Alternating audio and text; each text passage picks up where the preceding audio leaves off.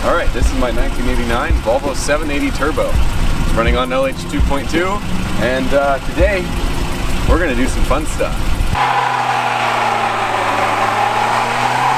I know at the end of the last episode I said that we were swapping the manifold and the turbo and going all kinds of crazy aftermarket, but upon recent and further inspection onto the turbo manifold, the only thing that was wrong with it was that some of the manifold bolts were loose, like the bolt between the manifold and the block.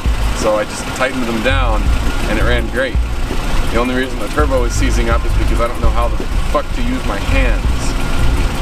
So all we did was tighten everything up, throw a boost controller on, and we're good to go.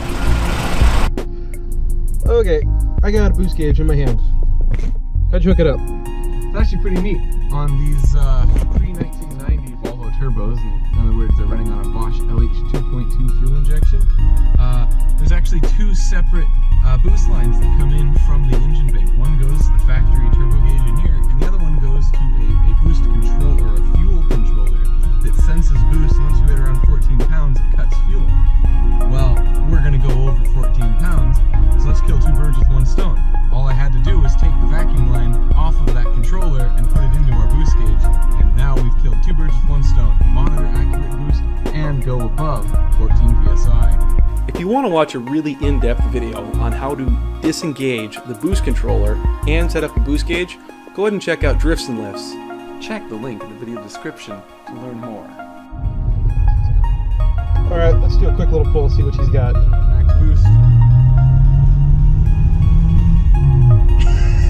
She makes 4 pounds. This is base boost before we put the boost controller in.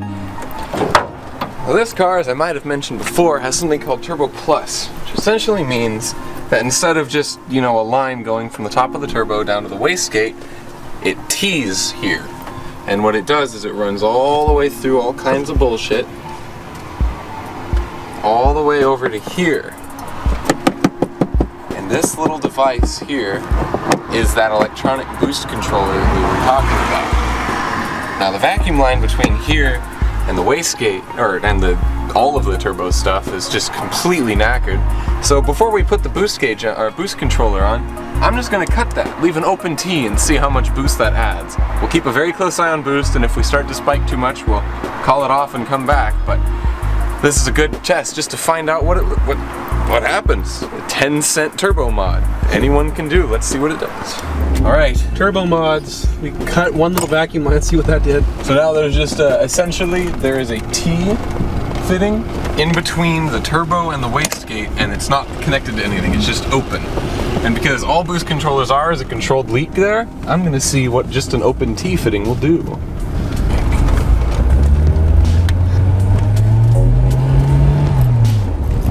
Car is significantly faster now. That went from 4 to 10 pounds. See? One vacuum line cut. Yep. And the car feels quicker now, doesn't it? Oh, hell yes. Alright, then we just need to throw the boost controller in and aim for 15. If you want to see how we made this, check out our channel later this week. So, in order to get this new vacuum line on here, needed to take off some of the intake tubing again, just to gain access. Thankfully, it's pretty easy to get to. Unfortunately, I don't think I have the right sized clamps, so I'm really trying to work this fucker on there. Then we can do the other side here, right there, boost reference, and then we'll cut the line right here and hang the boost gauge or the boost controller somewhere in there. This long side here, the side that's parallel with the bolt, this goes into the turbo or the boost reference side, and then this bottom side here goes out and down into the wastegate side here. Now that everything is back together, I have zip tied this temporarily so I can sit down and I can adjust it, but it's not going to fall down in there. The only reason that it's not more permanently installed is because, well, we got to dial it in. So, how this works,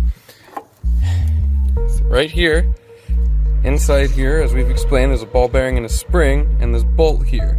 So the more we tighten this bolt down, the harder it's going to be for air pushing this way to push the ball back and go to the wastegate, thereby, opening up the turbo and limiting boost.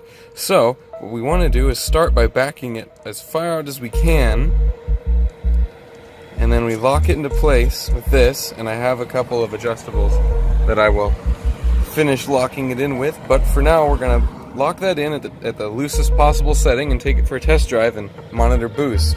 And then we're going to either tighten it or loosen it based on what we find until we hit our target boost, which is in this case 14 to 15 psi max. I'm spiking at 14 or 15 and then dropping back down to 10. So I think I need a stronger spring. It's not doing what it's supposed to do. Let's give it another shot.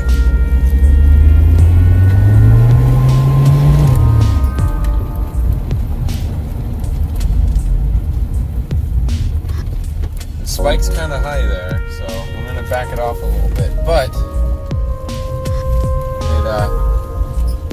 let's see, it chirps tires again.